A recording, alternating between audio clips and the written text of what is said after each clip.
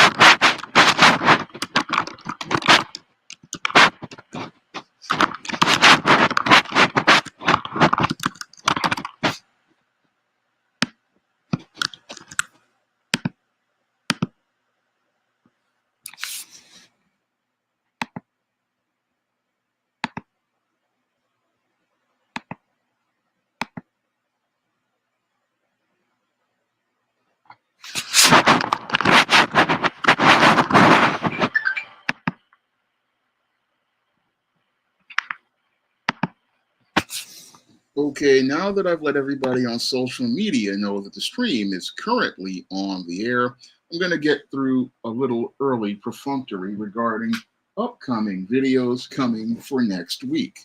Now, next week, I will be doing a review of my final concrete comic, Acolyte number 5. Now, I bought this on Kickstarter earlier this year, and I finally got my copy of Acolyte number 5.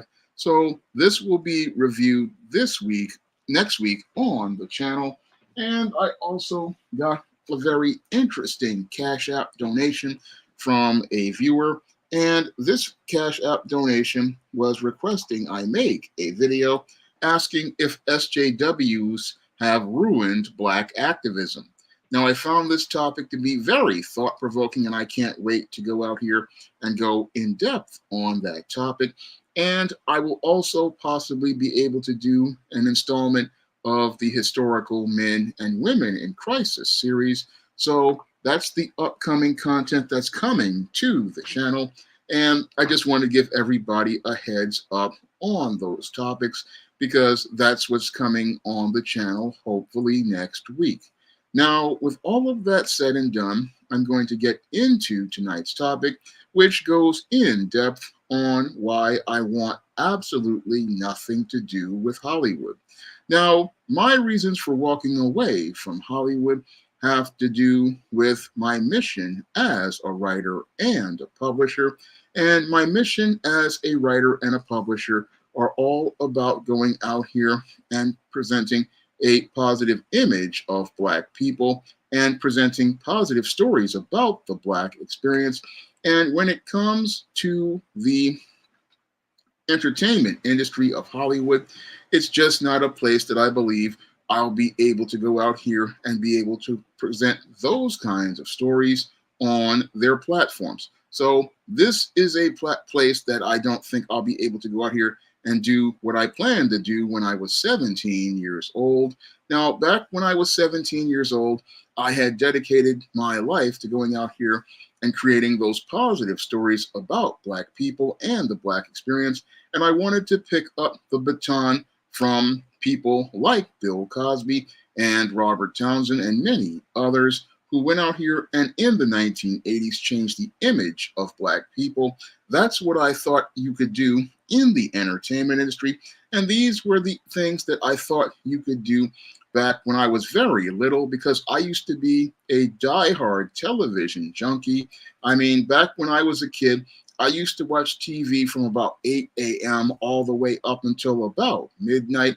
And I always dreamed of being able to work in television.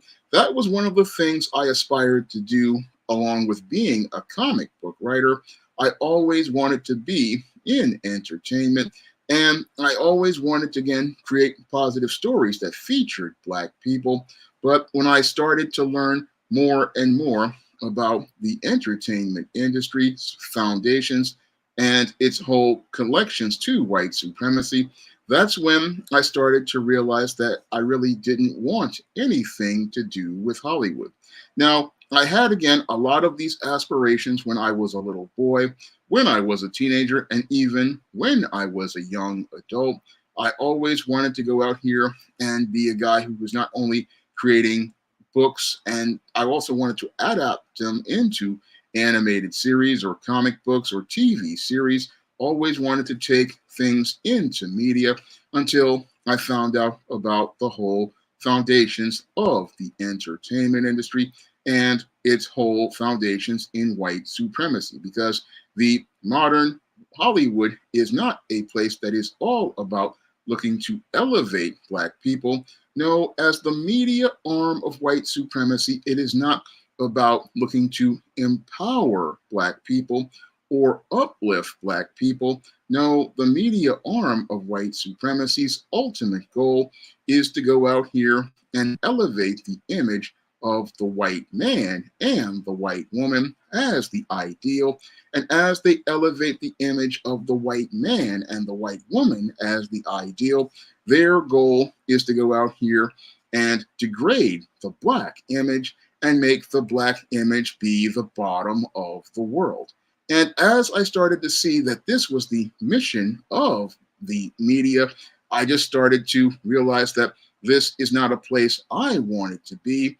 And I started to see that back in the 1990s with the publishing industry, whenever I would go out here and look to start submitting any sort of book that presented a positive image of Black people, almost immediately those books would get hard rejections from publishers and literary agents. And I would sit there scratching my head, not understanding that the books I was submitting were completely diametrically opposed to the media institutions, because the media institutions of America, like Hollywood, have no interest in going out here and presenting positive images of Black people.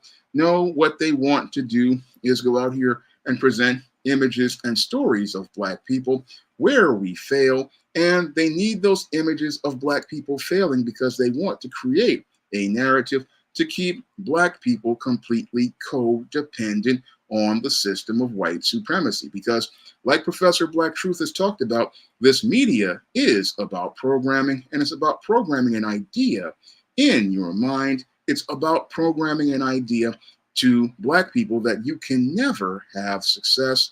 It's all about promoting and creating an idea that you are supposed to be a failure. You are supposed to be a loser. This is something that is ingrained in the literary canon, and it is also ingrained in many of the films and TV shows that the mainstream media has presented for years.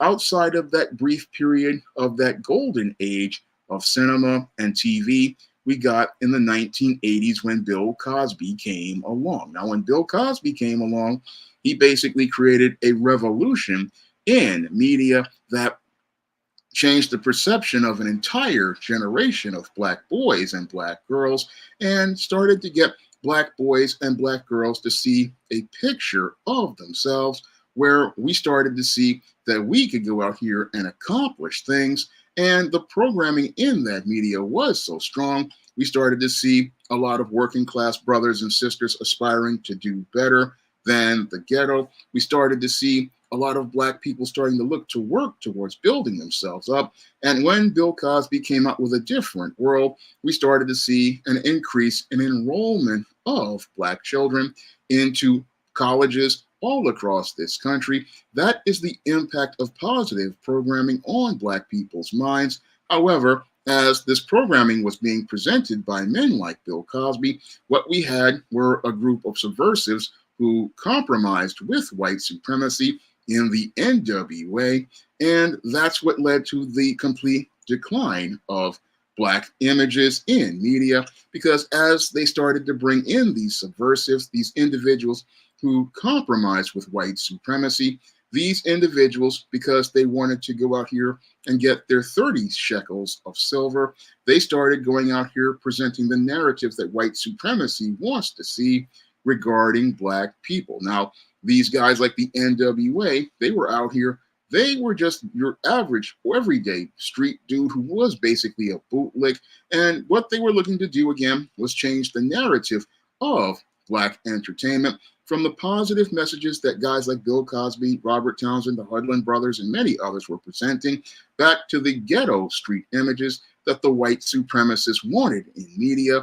And they started to usher that in as early as 1989 with NWA Straight Outta Compton. And this basically ushered in a narrative, an anti-black narrative in black media, telling black folks that the hood was real, but the hood was never real. No, the hood was a place designed by the white supremacist so he can have his smooth world. And in his smooth world, he needs to have black people at the bottom of the world. And he needs to see black people at the bottom of society. And he needs to see black people at the bottom of society in order to feel comfortable. So in his world of entertainment, he only wants to see hood dudes, street dudes, hood rats, baby mamas, and thugs. That's what the white supremacist wants to see in his entertainment. And he'll go out here and recruit the bootlicks to go out here and create that kind of entertainment.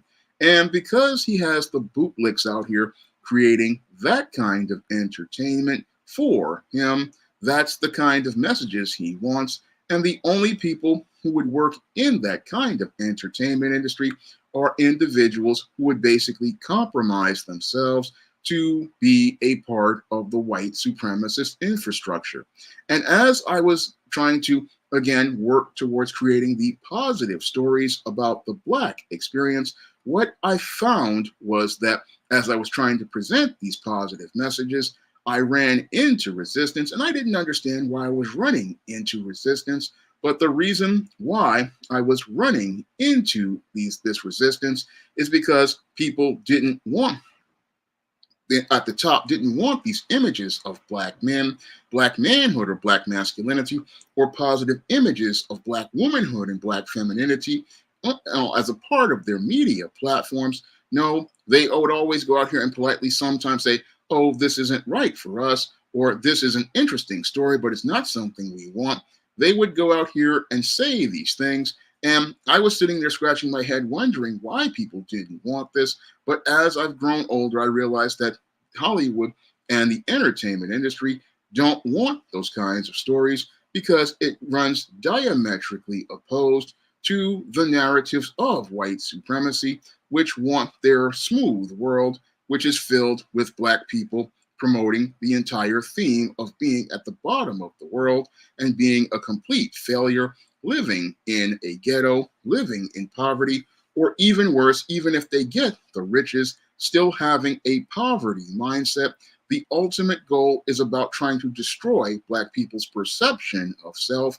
And that is what Hollywood wants to do: destroy our perception of self, destroy our perception of self-worth, destroy our image of self, and go out here and control our image so that it becomes a self-fulfilling prophecy. So this is what Hollywood wants to do to black people. And they want to do this to black people because, again, they don't want us to see ourselves as balanced and humanized. No, they want us to see ourselves as stereotypes, and they want us to see ourselves in a world where we don't take power. No, they want us to see ourselves in a world where we are out here in a codependent relationship where whites have all the power. And as whites have all the power, you have the black person who is in that world and going out here seeking acceptance in that world. That is what is many of the white supremacists in Hollywood want in order to have their smooth world. They want to see black people at the bottom of their world or in the background of their world. And again, passively, they will call this diversity, but aggressively, they look to marginalize and minimize black people and also go out here and look for ways to reinforce their old stereotypes in new and unique ways, because that's what they were doing originally with the gangster rapper and the thug. Those are just repackaging of the brute caricatures that were made during the days of slavery. And this was done again deliberately because they want to go out here and present the black man as this violent individual. And with many of the female entertainers, they want to package them as promiscuous Jezebels. And this is all again a part of their insidious campaign to destroy the black image. And you cannot take these kind of images and messages and use them to empower and uplift black people. No, you can't take these kinds of images and use them to empower people, because these institutions, they don't want to empower black people. No, what they want to do is go out here and degrade the black image and have black people basically out here participating in a modern minstrel show. And you're sitting there thinking it's entertainment. What you don't understand is what they're doing is programming you to buy into stereotypes. And as somebody, again, who has studied the entertainment industry and tried to break into it legitimately, I started to realize that the whole thing is that the price of fame was too costly as related to intangibles like values and character. Because for me, the intangibles of character were things that I'm not looking to compromise. No, I wasn't going to look to compromise by turning my back on the black community and going out here and going along with narratives that I know are anti-black, because to me, going along to get along with anti-black narratives to get what people call success, that's what I call selling out. And when I worked at Strive in 2000, I was working towards my goals of getting my first book published. I started to realize as working there that selling out is a scary thing. And it's a scary thing because when you sell out, you don't even know you did it. That's the whole thing that I learned in that year 2000 when I was working at Strive with AmeriCorps Vista, is that you don't even know when you've sold out. When you get involved with people who are unethical, what happens is when you get involved with unethical people, you start making justifications to get the things that you want. And as you make those justifications to get the things that you want, what happens to you is that you start going down a road where you start making compromises, not understanding what you're compromising are your intangibles of character.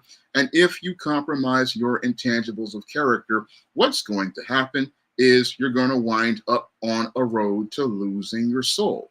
That's what can happen to you when you go out here in this entertainment industry and people start telling you that you need to do things in order to get so-called success. What happens is you start walking down a road, and as you start walking down that road, you start thinking, oh, I'll just go out here and make this compromise. But these compromises are costing you as related to your character. They're costing you as related to your morals. They're costing you as related to your integrity. And even worse, they are costing you as related to your spirit. You're thinking, oh, I can go out here and make that betrayal of my core beliefs and values, and I'll still be able to maintain my integrity. And what happens is that you wind up losing more and more of yourself as you make these compromises. And this is what happens to many black people who are a part of the entertainment industry. They start making these compromises, and as they make these compromises, they go from being so-called real black people into real black sellouts. And these sellouts just go out here bootlicking and pandering to white supremacist Hollywood in order to get success. But what they call success isn't really success, because yes, you'll be working on these platforms. Yes, these people will go out here and even buy your screenplays. But the whole thing is you've made so many compromises that you have lost yourself.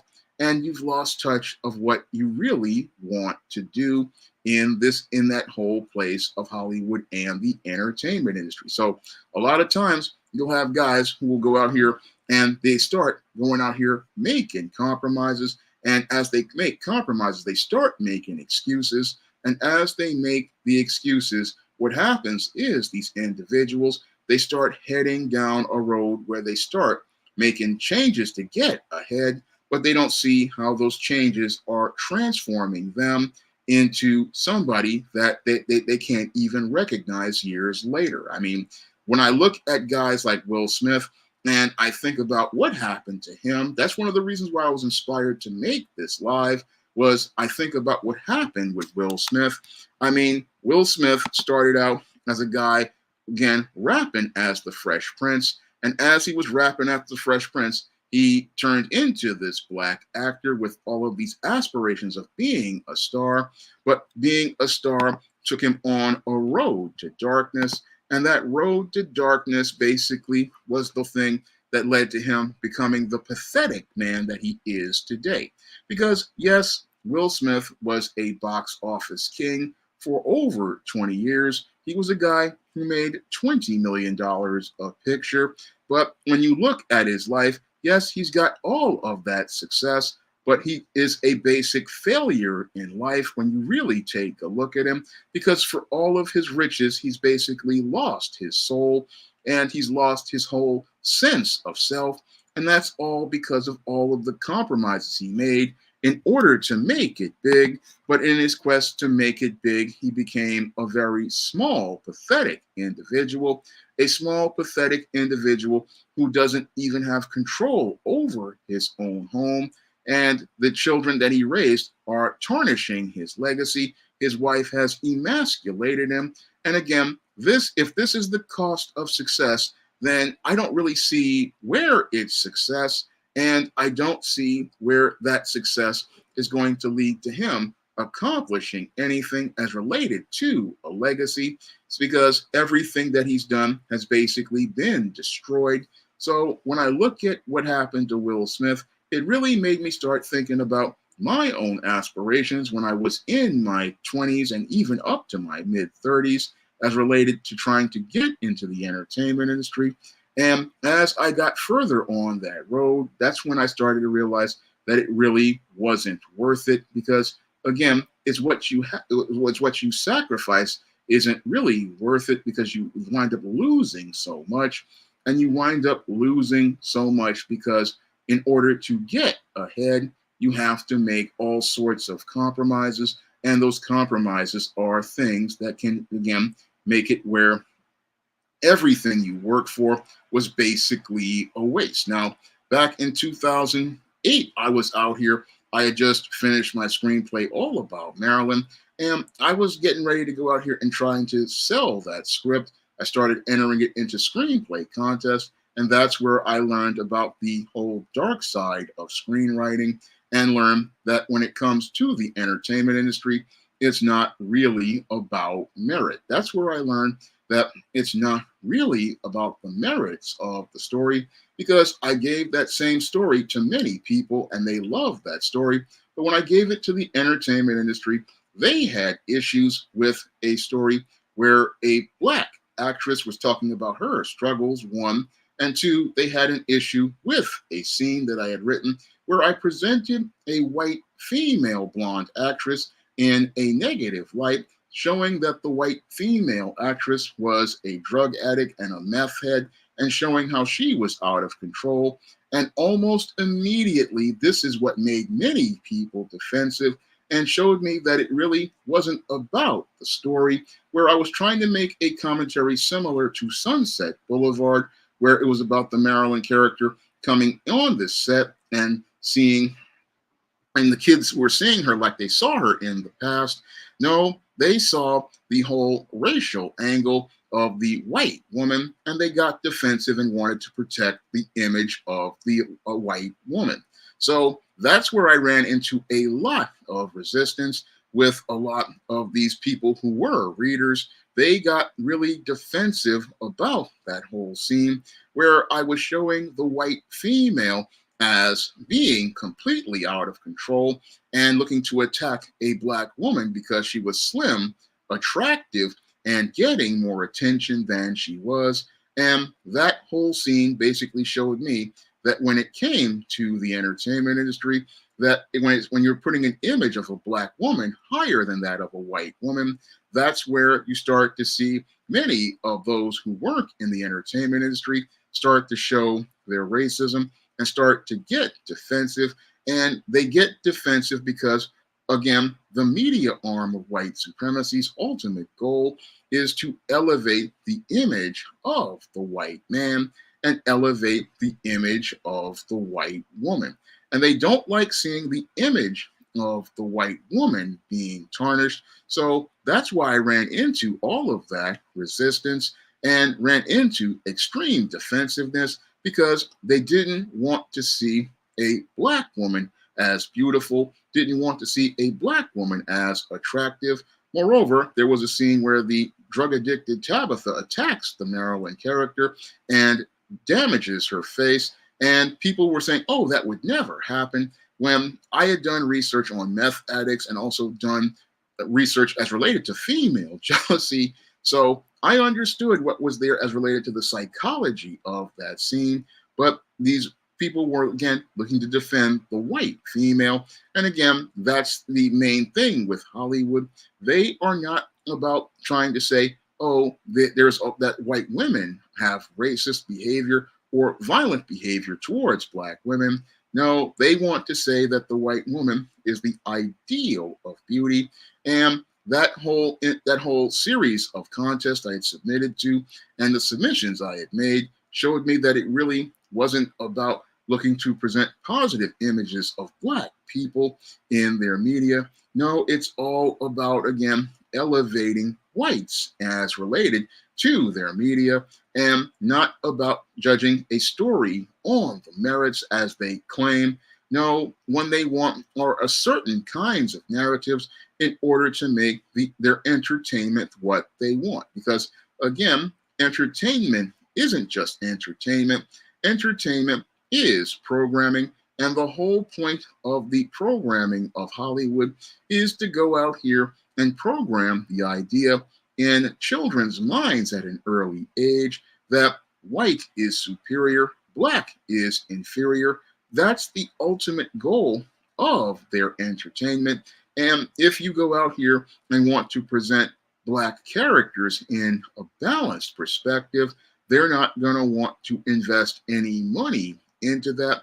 No, they're not going to want to invest money in that kind of material because creating stories that show you balanced, humanized black people, that is not what Hollywood is interested in at all. No, when it comes to the entertainment industry, they are not interested in showing you a rich, diverse picture of black life. No, what they want to do is show you a single picture of black life.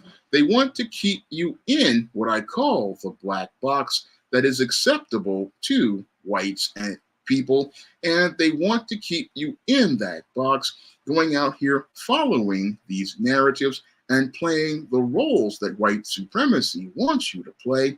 That is what they want as related to their entertainment industry. And if you want to go out here and be a part of that entertainment industry, then you have to go out here and look to play that role. And from what I've seen with most of today's black performers, that's not a role that is one that shows any sort of success at all. I mean, yeah, some of these guys, they make millions of dollars, but again, it's what it costs them. Yes, they make millions of dollars as related to many of their projects, but these guys go home and they're not at peace. No, they're not at peace as related to their souls. They're not at peace as related to their souls because they've gone out here and compromised their intangibles, such as their dignity and their character, like what I saw with Halle Berry when she went out here and first did the topless scene in Swordfish, then did the graphic sex scene in Monsters Ball.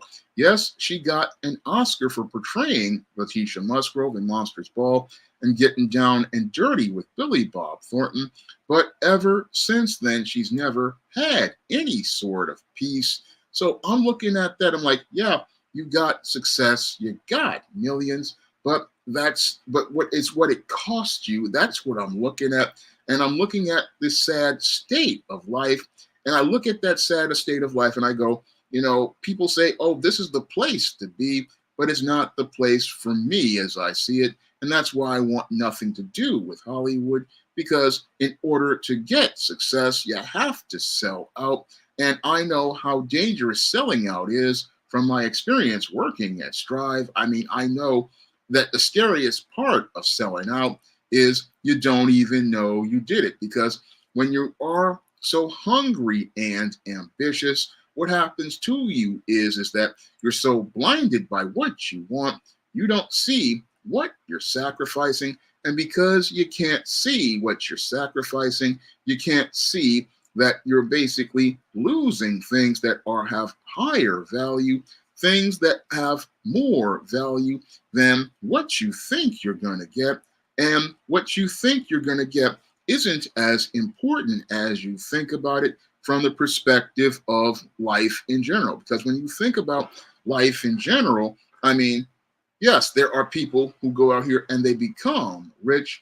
And again, they become rich as related to material things, but spiritually, they're poor. Spiritually, they're miserable. Spiritually, they're empty. And as they've become empty, they are just restless overall.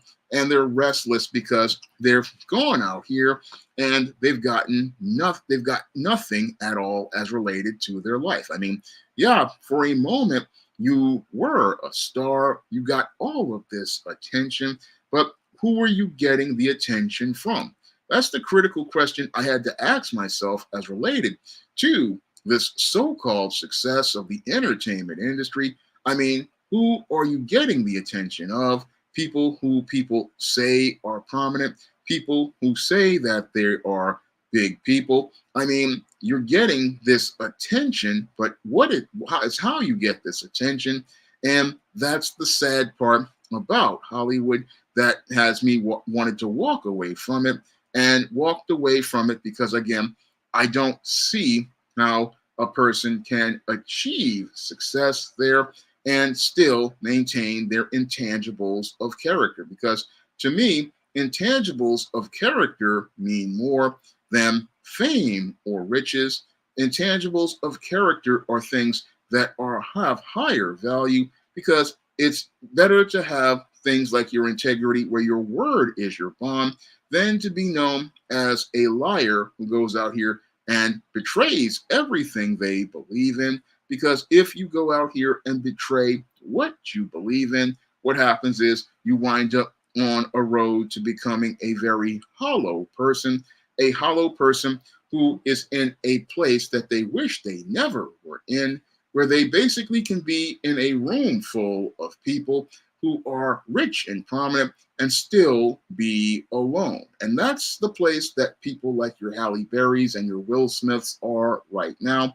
Yes, they are big, prominent Oscar winners, but they're in a room, and they're basically can be in a room full of people and still be alone, because they basically betrayed everyone to get where they wanted to be. And now that they're there, they're basically looking over their shoulder, wondering who they can trust. I mean, if that's success, then no thank you. I don't want it, because what's the use of having success if you cannot enjoy any of it at all? I mean, what's the use of having $1 million if you can't have any sort of peace with that money? What's the use of having $1 million if you cannot go out here and share it with people you love?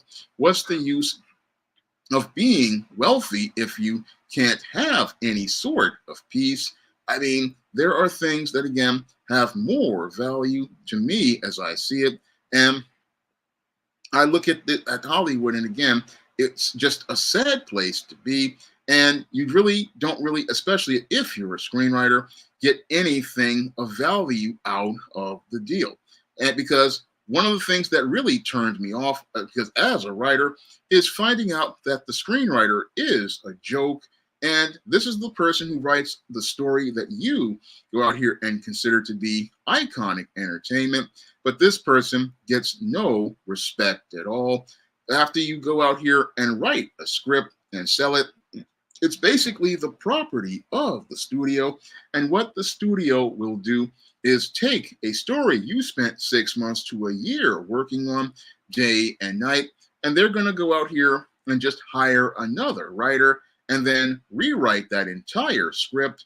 And after they rewrite that entire script, they're going to write it with their messages and their agendas. So for me, as somebody who, again, from 2007 to about 2009, spent my time refining the All About Maryland script. I mean, spending hours on that script for 2 years. I realized that, my time is precious. And because my time is precious, I don't want to go out here and have a story that I wrote and the messages I put in that story compromised. So that was one of the reasons why I wound up walking away from looking to aspire to try to sell screenplays, because I realized that nothing I was going to write was going to be shot in a film.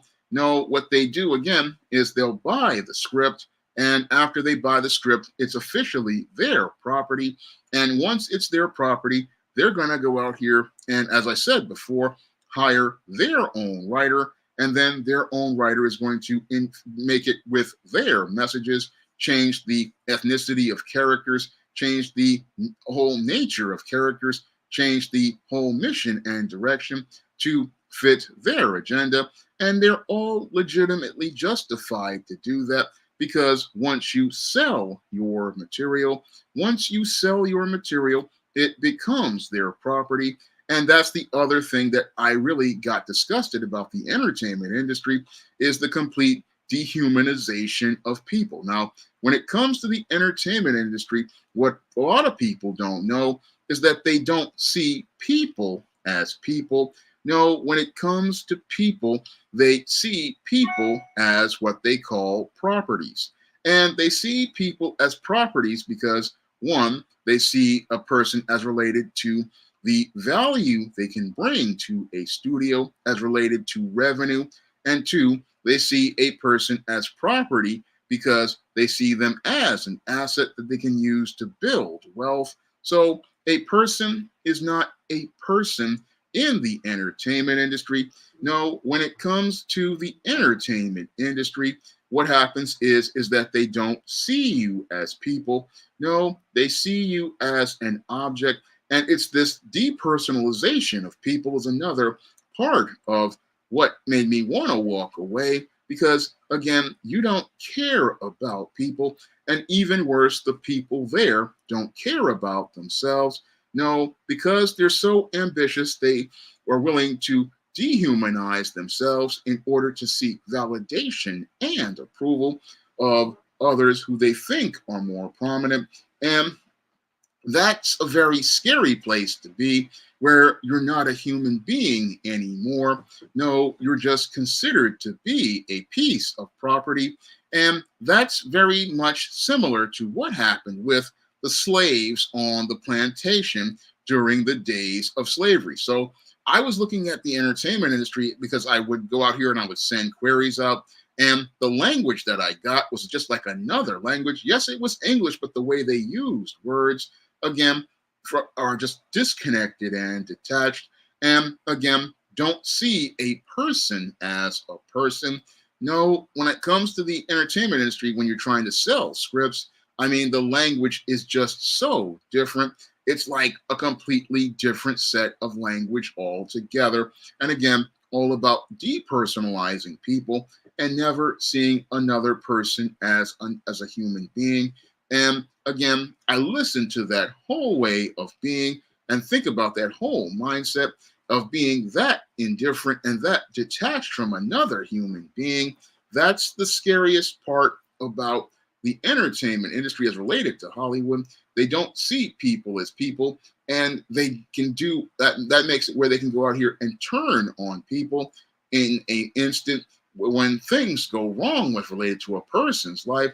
So this is why they can go out here and cut a person off from the executive level to the level of working entertainers. So it's a very cold and ruthless place. I mean, this entertainment industry, this Hollywood, is a place that is cold and brutal, and it just changes who you are on the inside.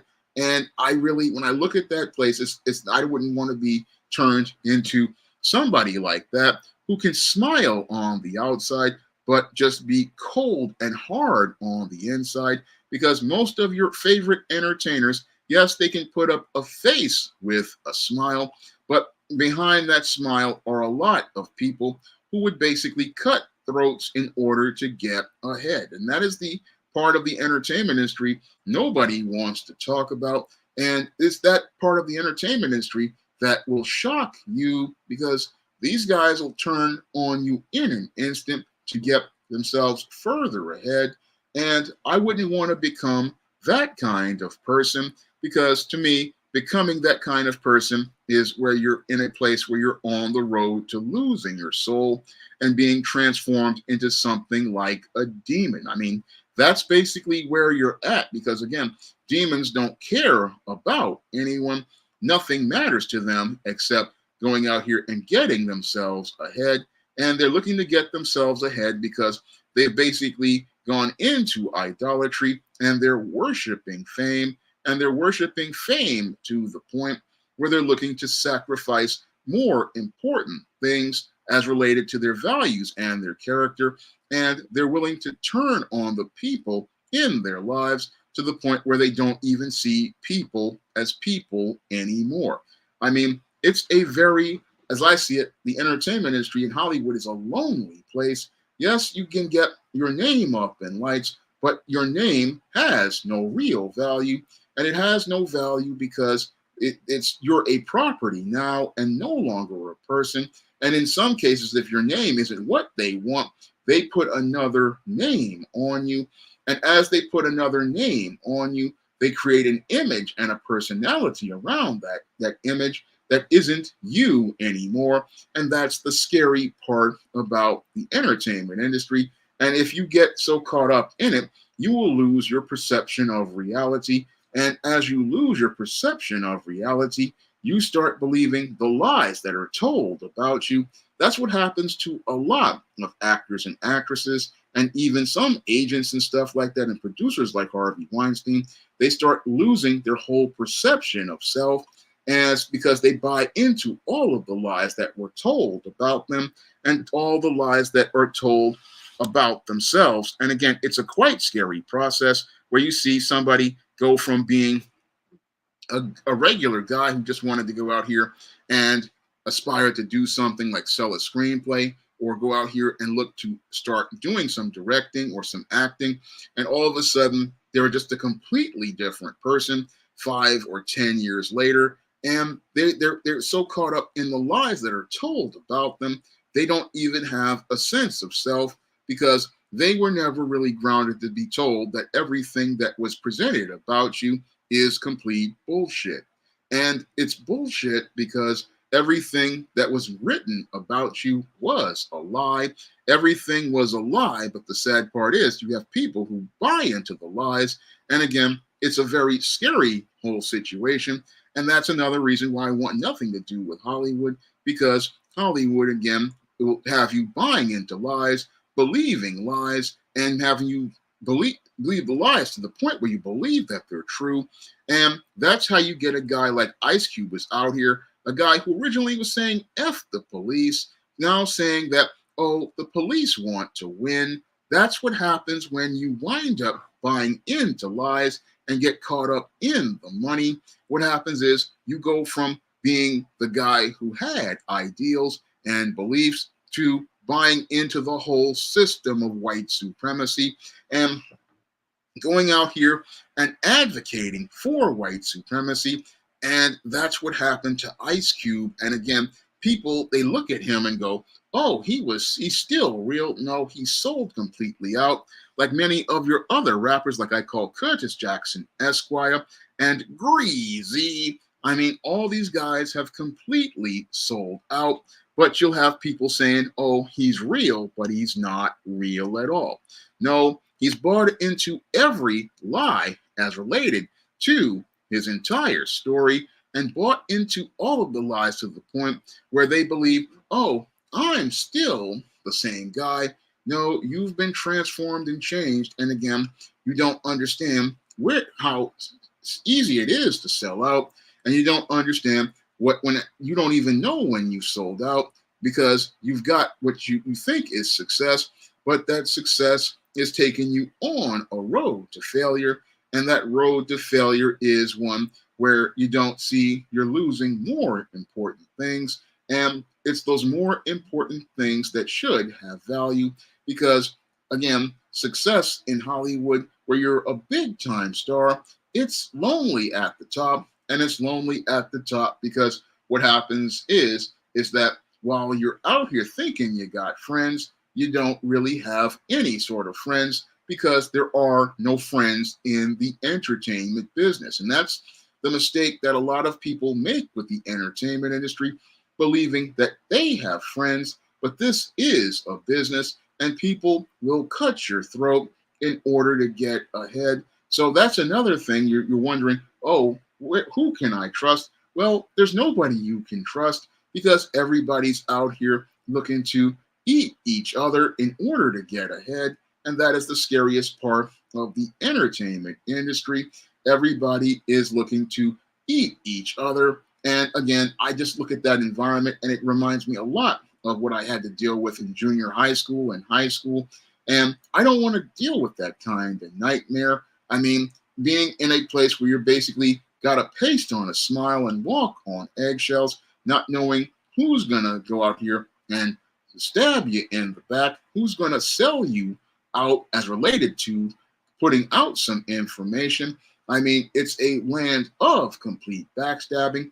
Again, people romanticize Hollywood, but your Hollywood is no different than a ghetto, but it's a ghetto run by the white supremacists, filled with rich people who basically are compromising themselves. And when it comes to the black part of the entertainment industry, when it comes to the movies and TV, I just don't want anything to do with it because on that side, it's just a place where it's filled with sellouts, filled with bootlicks, and filled with individuals who will again turn on you in an instant. I mean, that's what your Hollywood is, and there are no allies in that place.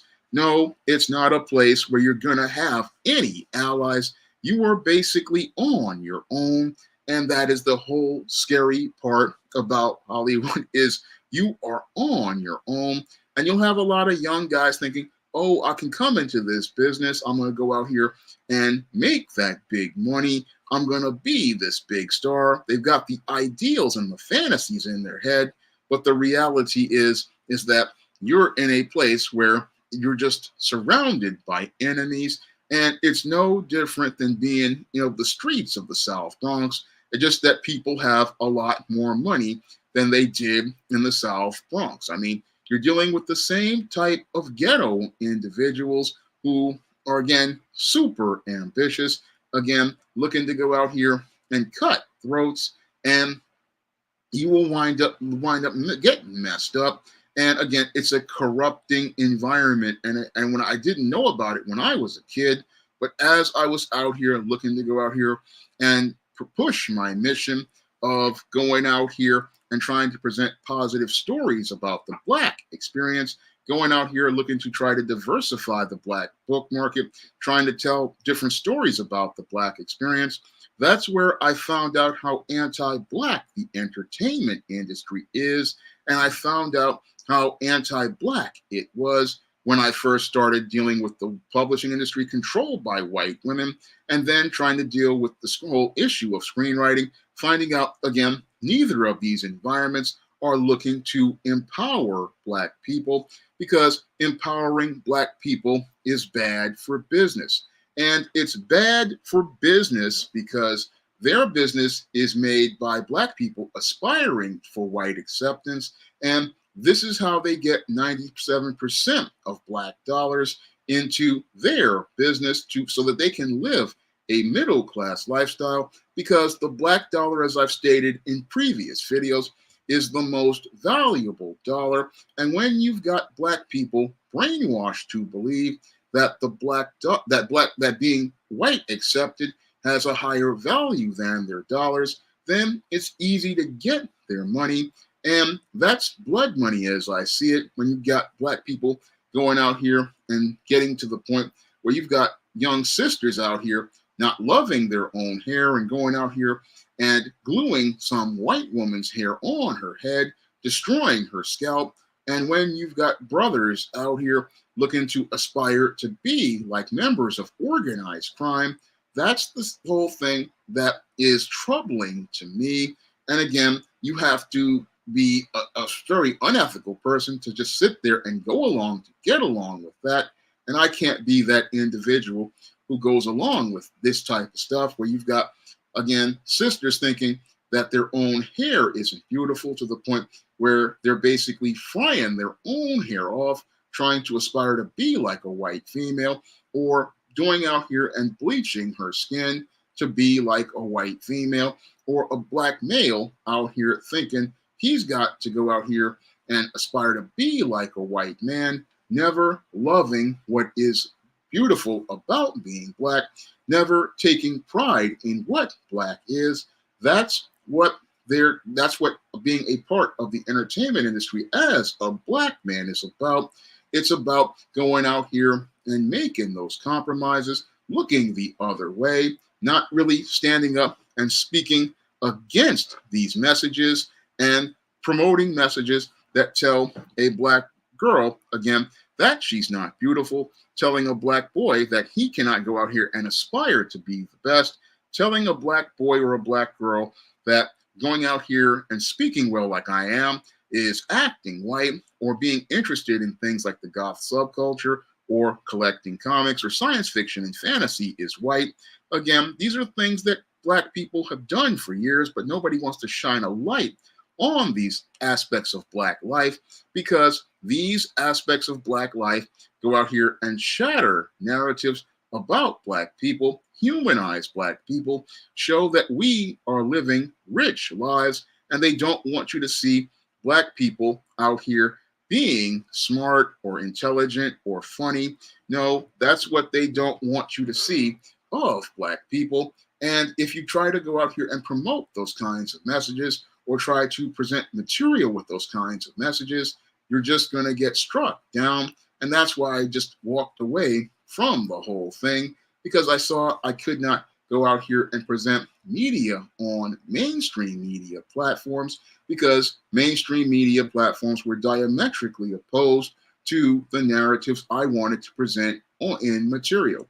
And this is the main reason why I just stopped trying to submit material to publishers or trying to sell screenplays. And I just decided to go out here and start focusing on my own SJS Direct imprint, because I couldn't go out here and push the kinds of stories that I want to do on those kinds of platforms. Because if you go out here and you want to present images of intelligent black men, or you want to present images of beautiful, slim black women, they don't want those images on their platforms. No, they don't want those images on their platforms, because these images are ones that would go out here and distract your attention from the white man and the white woman. And if you start getting black children to start looking up at black men and black women and seeing themselves as beautiful and attractive or intelligent, what's going to happen is it's going to change the perception of those children and those adults to start saying, hey, I am intelligent, I am beautiful, I am smart, I can do things. And what the mainstream media wants you to do is buy into the system of looking for white acceptance and only seeing value in somebody white. But if you start going out here and picking up media where you start seeing black people as the center focus, that takes away from their profits and prevents them from being able to make money. This is why they had an issue with Bill Cosby.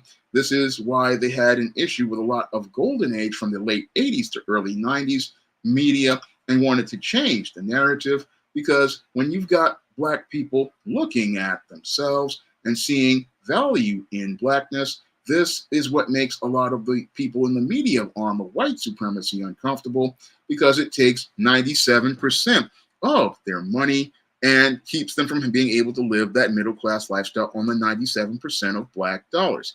And this is something I saw happen with the Static Shock TV show. I mean, here was a show that was #1 on Kids WB, and you had white kids looking up at a Black boy, and they didn't like that. That's why we never got any Static Shock toys, and this is why the Static Shock DVD has been buried on print on demand and never really got a full distribution release, because they didn't want Black children to see themselves as intelligent and strong, and they didn't want white kids looking at a Black man and seeing the same thing. And this is why they are actively trying to sabotage Black Panther, because when they saw Black Panther get the success, they didn't want you to see a white kids looking up to a Black man. So when it comes to Hollywood, I just look at it again as a place that doesn't have a place for me. And it doesn't have a place for me because all they wanted to do is continue promoting white supremacy and promoting the idea that a white person is the ideal and the Black person needs to be in the background as a unattractive person, because usually when they cast a story with a white woman as like a rom-com, the Black women are all obese and unattractive.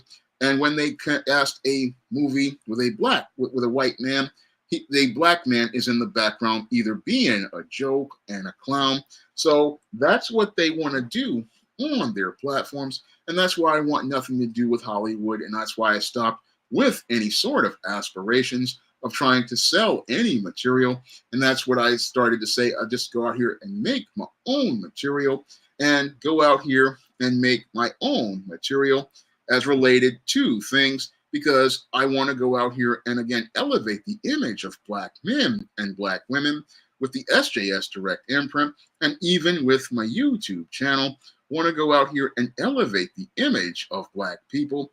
That's my goal with SJS Direct. And again, I may not get the big time success of being a millionaire, but the whole thing as I see it is that I would rather do it this way than wind up it costing me my mission, costing me my soul, and making compromises. This is what I put on the back of The Temptation of John Haynes when I did the teaser that said death kills the flesh, but compromise kills the soul, because I understand that, yes, you can die and be with the Most High, but if you compromise, you will lose your soul. And if you lose your soul, you're going to lose your eternal life, and you're going to have to live with all of the compromises you made on this earth. And it's those type of compromises that you have to live with. These are the things that lead to a lot of these celebrities, again, being miserable and being sad and never being able to enjoy things like a marriage or a family, never having any sort of peace, because they've betrayed the beliefs at the essence of self. And as they've betrayed the beliefs at the essence of self, they have basically betrayed all that they stand for. And when you betray all that you stand for, you're just basically done at that point. So I'm going to take a minute to give everybody a shout out. What's going on, Justin? He says he's coming back to the workforce as working as a DJ for a long time. He said my workforce videos help him. I'm glad that they are able to help you, because I want to take the experiences that I had in the workforce and help a brother or a sister keep a job. Because as working at the Strive Job Readiness Workshop, I saw a lot of people who were homeless and ex-offenders. They struggled in the job market. And I saw a lot of brothers out here struggling in the job market. And I know from my own experiences that when I was in the job market about a lot of pitfalls. That's why I write books like Stop Simping in the Workplace, to try to help brothers out here. And I'm glad you got something out of my workplace videos. But if you check out my book, Stop Simping in the Workplace, it'll really help you identify predators in the workplace and help you be able to focus on the goals that you want while you're working on the job and stacking your chips. Nature and Science, glad to see you here. One Full Boss, glad to see you here. He's still, and Gabriel Bradley, Mogul Mays, glad to see you here.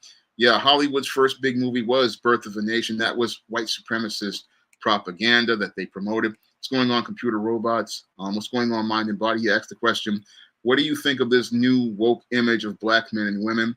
Well, the new image of woke black men and women is nothing more than tokens, and they're passively about diversity and inclusion, but aggressively it's anti-black racism. So what they're doing with that media is they're making it look like they're representing black people, but what they're actually representing are repackaging these old stereotypes and saying, oh, we'll race swap this character or we'll bring this black character in, but this black character is all flash and no substance whatsoever.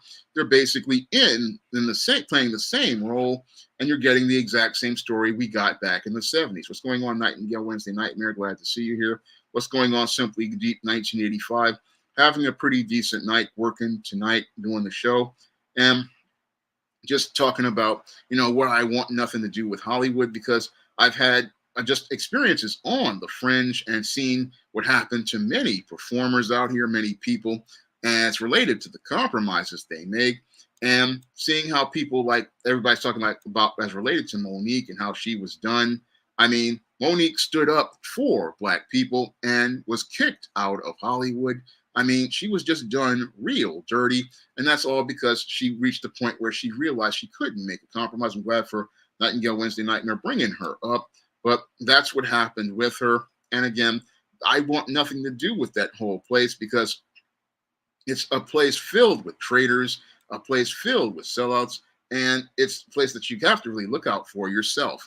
Juwan Buchanan makes a good point. He was talking about he had a few Starfire and Supergirl scripts and changed his mind and realized it wasn't worth it and repackaged it into his own stuff. That's what I did with the ISIS series. I had some ideas for Wonder Woman stories, but I realized that it would be foolish for me to go out here and make DC Comics rich with my own stories, or even try to reach them with my own stories, because the comic book industry had become so insular.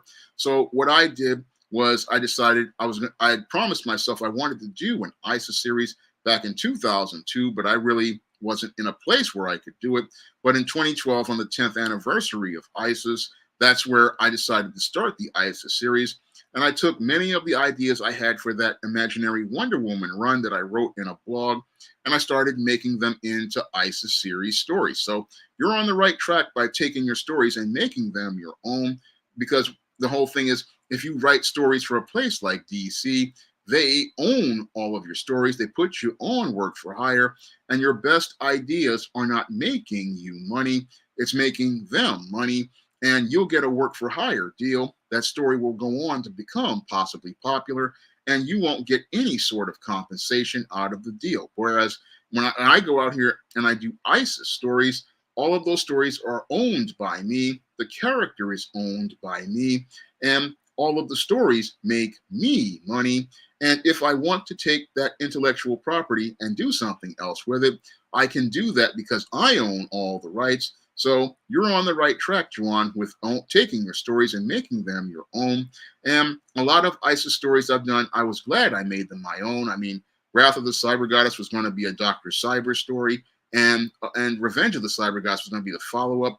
There were stories I was going to do with Wonder Woman talking about modern things like UFC and wrestling, and I'm glad I did those as ISIS stories, because I could do it and put my own take on things. What's going on, One Who Cares? Glad to see you here. Mind and Body, I'm looking at, yeah, you want to own your own IPs and stuff, and you want to go out here and do that. And Lord Bison makes a good point, because he's been out here and he knows what it is out here as related to the entertainment industry. I mean, it is a brutal place, and it's a place you will wind up a completely different person. So that's why I want nothing to do with it, because I've seen people just get transformed. And let me see, what am I doing here? Okay. A lot of people, they wind up becoming completely different people, and they wind up, again, you wind up becoming somebody, and you will be wondering, how did I become this person? And that's where Will Smith is right now, because I look at Will Smith right now, and it's just, Again, here's a man who has everything that every people covet. I mean, people will covet his riches, they covet his success, but I just see a lonely, sad man who lost the most important things. I mean, here's a guy who has a wife who doesn't respect him, children who don't love him. I mean, he's in an empty existence, and I would rather not have. If that's the cost of fame, then the price is too high for me. I mean, this is where I look at many of these black entertainers and I look at their lives and I don't see people living the abundant life that the Most High has provided them. I don't see them being blessed. No, I see people on a road to hell paved by their good intentions and their quest and their ambition that blinded them. And I look at that and I go, if that's what it means to be successful in America, then people who are on that road are on a road to being pathetic. And you're pathetic because you're not in a place where you're what they call happy, and you're not happy because you're in a place filled with misery. I mean, nothing but misery because you spend most of your time walking on eggshells, most of your time looking over your shoulder, most of your time afraid of somebody taking your imagined spot, thinking about somebody taking everything that you have. And this is why I just have no interest in writing screenplays and it's related to going to do with anything with the entertainment industry. I mean, I want nothing to do with Hollywood because, again, Hollywood isn't about elevating or empowering Black people. No, it's not about looking to uplift Black people. And it's all about tearing down Black people and making them as miserable as people in Hollywood, because that's what I really see as related to things. I see that they want to keep us as miserable as they are, and they don't want us to have our peace or our own joy, something we could get by going out here and taking a look at new Black media, creating new Black media, because new Black media, it's going to empower us by having us control our own image, because when we control our own image and tell our stories, what we are doing is taking power away from the institution of Hollywood. And because the institution of Hollywood has been anti-Black from minute one. And again, you can't get Black empowerment from a white supremacist institution. It's just something that is impossible to do. And when you try to do this, what they're going to do is try to destroy it, like what they did to Mr. Cosby when he was out here looking to try to build up things. And when he tried to buy NBC. Now, when Bill Cosby tried to buy NBC, that's when the white supremacists really started to hate him, because what he wanted to do was go out here and empower people by controlling the image. So that's the thing that they got mad at him for. So that's why you can't, any other Black creator can't do anything in Hollywood, because if you want to build on a legacy of a man like Bill Cosby, they're going to look to tear you down in the exact same way. And that was one of the things, again, I wanted to do, was build on a legacy of Bill Cosby, because if it wasn't for Bill Cosby, we wouldn't have the positive Black media that we have. I mean, when you think about Bill Cosby's legacy, I mean, here was the man who went out here and gave Melvin Van Peebles the money for Sweet Sweetback that ushered in the Blaxploitation era. He was the man who gave Richard Roundtree, the late Richard Roundtree, the advice to go into acting. He was the man who went out here and created the Stuntmen's Union for Black stuntmen. Thanks for G-Boot 786 telling me of that. And again, Bill Cosby was the architect for a lot of what was presented as related to the images we see in Black media. And that's why I have such great respect for him, because if it wasn't for him opening all those doors, we would have the only images we would see of ourselves would be those images of minstrels that are in literary canon, or see the narratives where all we do is fail constantly. That was something I grew up and I realized there was something wrong with Black literature. And that's why I wanted to go out here and write, because when I would go to the store to go out here and read these books, I would never see success with many of these black characters in many of the literary canon. I would see black characters always losing, like in A Raisin in the Sun, or in Richard Wright books, or much of the literary canon. You would never see the black person get any success. And I wanted to write the books where you saw the black person win.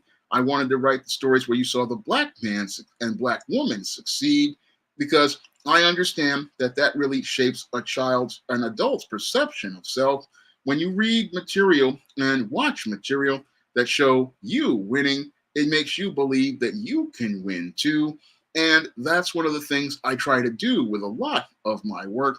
And you can't do that kind of work with Hollywood, where you show a black person winning, because they don't want a black person to win. Because if a black person sees themselves as winning, they can't sell that black person products, or even worse, sell them on the ideal of white acceptance and white validation as the ultimate, ideal. They can't sell you on those ideals if you've got the black person winning. But you can't do that with Hollywood, again, because, again, they're not about empowering black people, because their business, they get rich from black misery. They get rich from black poverty. They get rich from selling you a ghetto. That's what they get rich in the movies, TV, music, entertainment industry. Even with some of the comic books and literature, they get rich by keeping you mentally, spiritually, and emotionally poor, by buying into narratives where all you see is your own failure. So that's the thing that really is what you see presented in their media. And it really, really ticks me off. What's going on, Head Ninja? Glad to see you here. I mean, yeah, Tyler Perry didn't follow Bill Cosby's example, because he wanted to get favor with all of these white media platforms, and he wanted to build his wealth base with white supremacy, not understanding that that wealth base can be taken away from him. And that's something he doesn't understand. Marcellus Prime asks, "Hey, Sean, what do you think about the new film and African American fiction? A lot of this stuff is really terrible. Like when I looked at LeBron James's minstrel show, House Party, not very good. And then there are the swirling books and all of the street lit, again, taking us into stereotypes. Again, what they want to do is keep you in that place to have their world smooth. They don't want you to aspire to be anything but on the streets and in the hood. But the hood is not just a place; it's a perception of self. That's something I had written about back in the 90s with the first John Haynes book, about breaking that mindset so that you can go out here and start taking your power. Because if you break that mindset, you can turn any neighborhood into a great neighborhood and make it a place people want to live. I mean, the problem with black folks is we buy into this whole idea of a ghetto, not understanding that this is a white supremacist social construct. They want any community you're in to be associated with failure, associated with a poor quality of life. But if you have a sense of self-worth, like the people who built up places like Sugar Hill, a lot of those people, they would be considered working class, Pullman porters and maids and stuff, but they made a beautiful neighborhood because they had a strong perception of self and a sense of self-worth. So that's the whole thing that you can do. Again, it doesn't take a lot of money. It takes a mindset. And this is why you have to be careful about the media you imbibe. And as I've seen the media out here, I just stopped even dealing with it. Again, I was a TV junkie who basically watched TV from morning till midnight. And I stopped watching it because I started realizing that the programming here was anti-black as I got older and older. As I started watching more and more of it, I started saying, no, I don't want this type of message. I don't want to buy into these kinds of messages. No, I want to create messages that will show you a different picture of blackness. And I want to go out here and present media that I believe will uplift brothers and sisters and get them to see themselves in a positive light. So that's what I do. I stopped watching the stuff. And I stopped watching it because it just was not presenting you with that picture of blackness. And again, that's what I wanted to do. And I couldn't do, as I said, I can't do the things that I would want to do with with Hollywood or the entertainment industry. And since I can't do those things, then I don't want to be a part of that at all.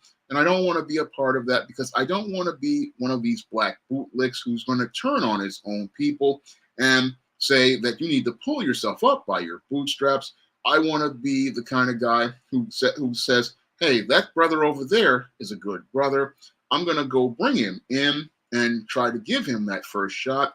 That brother over there looks like they got some talent. I want to go out here and give them a shot because I understand that there's no pulling yourself up by your bootstraps. Everybody gets help from someone, and the Most High facilitates us coming together to help each other. That's what I understand. And I understand that we have to work together. So I look at it as I don't want anything to do with this Hollywood entertainment industry because I don't want to see anything that I produced that was designed to empower Black people torn down. I don't want to see a message that I wanted to put out here to uplift Black people twisted into something and made into something different. Yeah, I would get the money from that whole thing, but I wouldn't want to see the message I present as related to a story turned into something else, because I understand that stories can, again, change a person's life. Like recently, I saw some comments from a viewer who told me about The Temptation of John Haynes and how it was the first time they saw a Black woman being presented as beautiful and a Black man and a Black woman together. I mean, it really resonated with me and showed that the work that I do has made a difference. And when I do different books and like A Recipe for Success, it was having an impact on people. Even when I was doing the screenplay book all about Nikki, and it got a lot of people picking it up. I mean, if we go out here and present positive images of ourselves, it can change the perception of who we are. And this is what Hollywood doesn't want us to do, to start seeing us start to change our perception of self. They don't want you to start seeing yourself in a world where you are at the center, but you can't be at the center of white supremacist Hollywood because they have that place reserved for the white man and the white woman, and they don't really want us there. So I can't sell that kind of story. So that's why I want nothing to do with Hollywood at this point.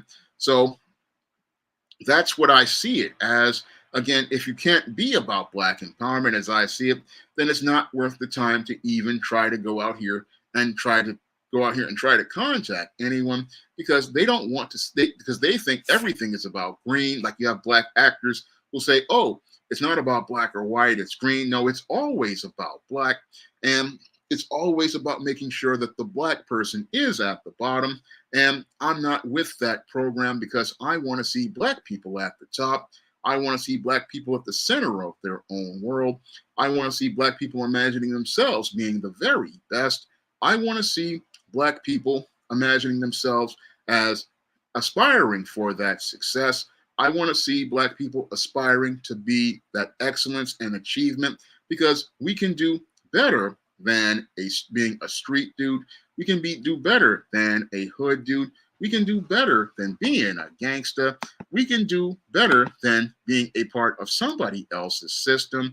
We can do better than being at the bottom of somebody else's world. We can do better than that altogether.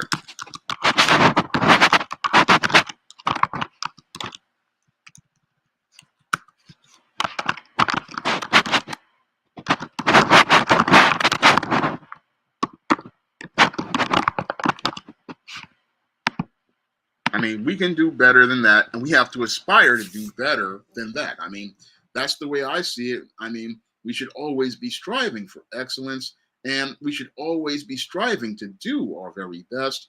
And if Hollywood doesn't want us to be our very best, then we can do better than being in that kind of place.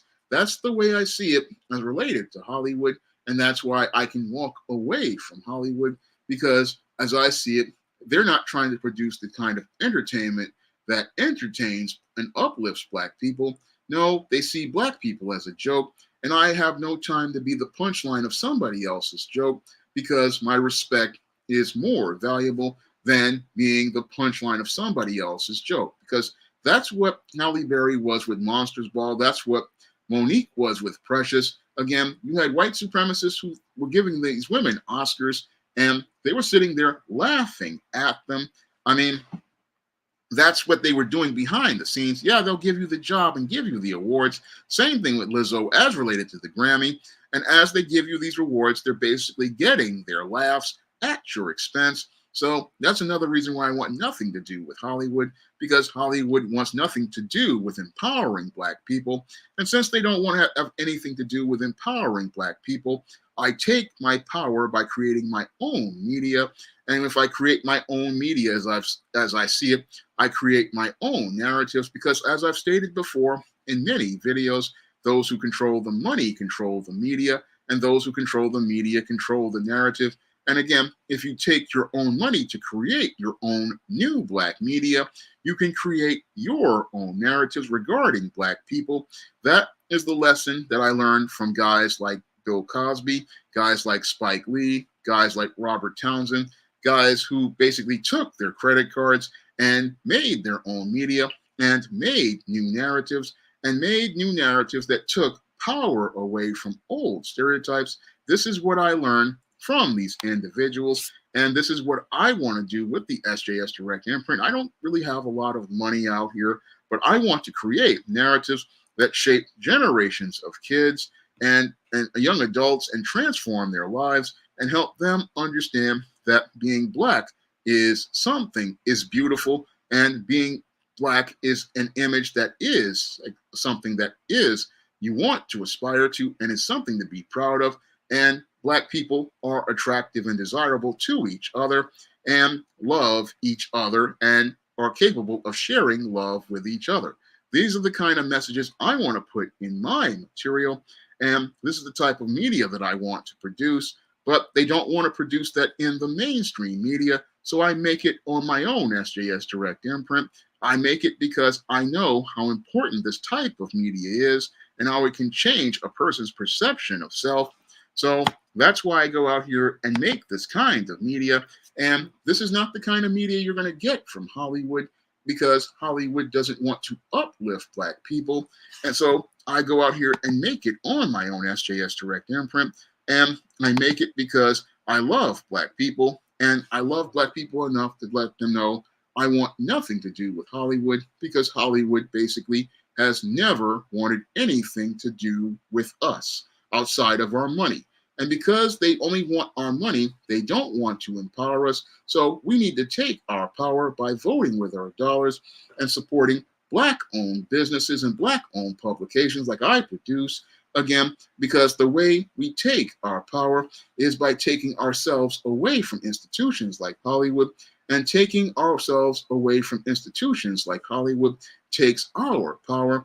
And when we go out here and support images that inspire and uplift us, what that does is make it where we start to see ourselves as valuable and start to see our own worth as people. So that's why I want nothing to do with Hollywood, because Hollywood wants absolutely nothing to do with me.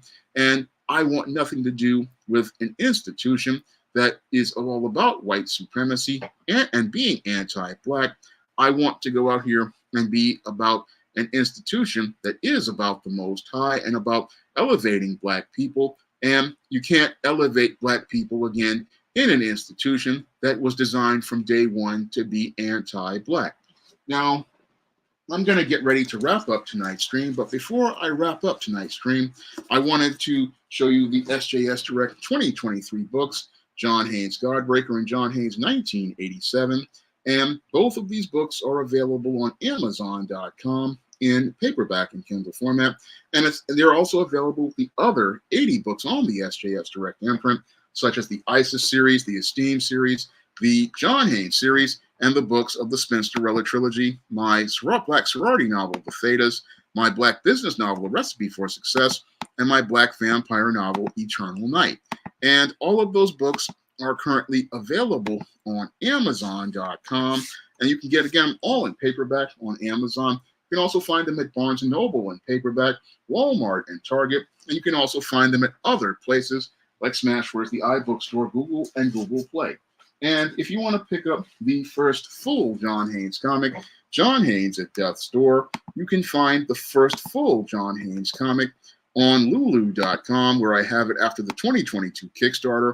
And I put it there so everybody could be able to get themselves a copy of the first full John Haynes comic and be able to pick it up and order it at the exact same price that people wound up paying on the Kickstarter. So you can pick up, again, John Haynes at Death's Door at Lulu.com right now. Has great art by Antonio Balderi, and it's a fast, fun-paced story, and you can pick that up, again, at Lulu.com. And if you want to see me be able to do more live streams, you guys can go out here and continue to support the channel by dropping a donation to the Cash App, and that enables me to go out here and pay artists like Black artists like Mike Williams to do covers for John Haynes 1987 and covers like John Haynes Godbreaker and the upcoming John Haynes Illuminati. I just got the cover back from Mike, and it's absolutely fantastic. And it's paying homage to Action Jackson, the 1988 movie. So you're definitely going to really enjoy that John Haynes Illuminati when it comes out in 2024. So that's coming in 2024. And I couldn't bring that book out without your help. So if it wasn't for you guys, I wouldn't be able to do this, and I wouldn't be able to stay on the air and pursue all of the projects that I do. So every donation is greatly appreciated. And when you donate to the Cash App or the PayPal, that allows me to, again, stay on the air. And 100% of that money goes to me without fees. So when you donate to the Cash App or the PayPal, it helps me be able to continue doing more streams like this. So I want to thank everybody for coming out to tonight's stream. Got 37 likes. Really appreciate everybody putting up the likes. I really am glad that you all are spending your morning with me. And I really appreciate you guys spending your time. And I really appreciate every dollar you guys support me with. So with that said, I want to thank everybody again for coming out to tonight's stream. And I hope you'll be there for next week's stream. Everybody have a good evening, and everybody have a good night.